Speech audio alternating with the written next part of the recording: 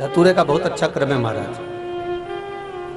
वो केवल शिवरात्रि के दिन करने का होता है।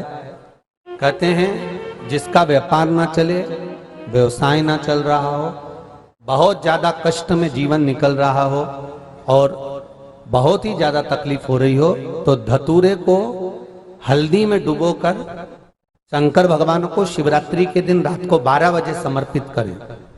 उस धतूरे को वापस उठा लाएं 5-10 मिनट के बाद, श्री शिवाय नमस्तुभ्यम बोलकर लाल कपड़े में उसको बांधकर व्यापार वाली जगह में कहीं पर भी उसको बांध दिया जाए। व्यापार पीछे नहीं हटता, व्यापार अग्रण्य भाव में बढ़ता चले जाता है। महाराज उस धतूरे को केवल परंतु शिवरात्रि के दिन रात को 12 बजे ही किया जाए,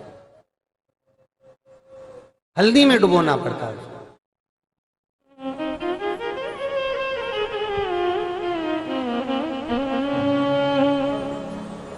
यही प्रमाण एक क्रम में और है महाराज जी। लिंग पुराण कहती है, मान लो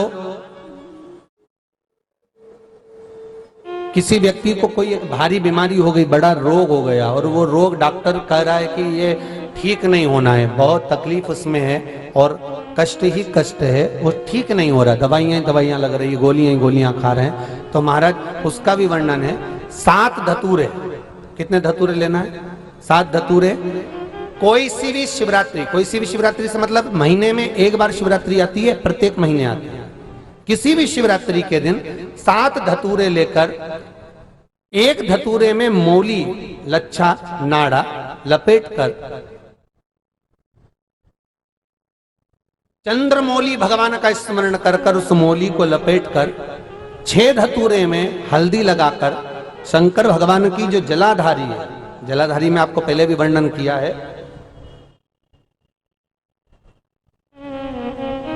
शंकर भगवान का ये शिवलिंग है, ये जलाधारी है, ये भगवान का जल निकलने का स्रोत, चरणारविंद का भाव। शिवलिंग जहां रखा हुआ है ये पार्वती जी का हस्त कमल है, जो ये गोल भाग है ये पार्वती का हस्त कमल है, जहां शिवलिंग रखा है। जहां से जल नीचे गिरता है उसके सीधे भाग में श्री गणेश जी महाराज का स्थान है, उसके उल्टे भाग में श्री कार्तिकेय जी का स्थान है। जलाधारी के सामने एक मोटी सी लाइन होती है, कहीं सांप बना होता है, कहीं स्थान बना होता है। जो मोटी सी लाइन है ये शंकर भगवान की सबसे छोटी लड़की अशोक सुंदरी का स्थान है। जलाधारी के ऊपर जो 3 टेकी लगी है ये भृगु ऋषि का, भृंगी गण का स्थान है।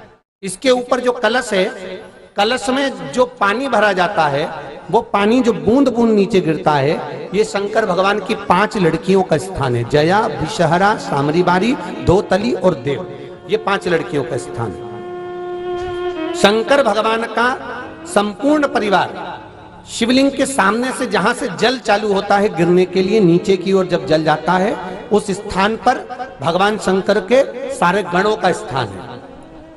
फिर जब जल बहकर सामने की ओर जाता है, जितनी दूर तक जल जाता है उतनी दूर तक भगवान शंकर के उस जल भाग को ग्रहण करने के लिए 33 कोटि देवताओं का स्थान है।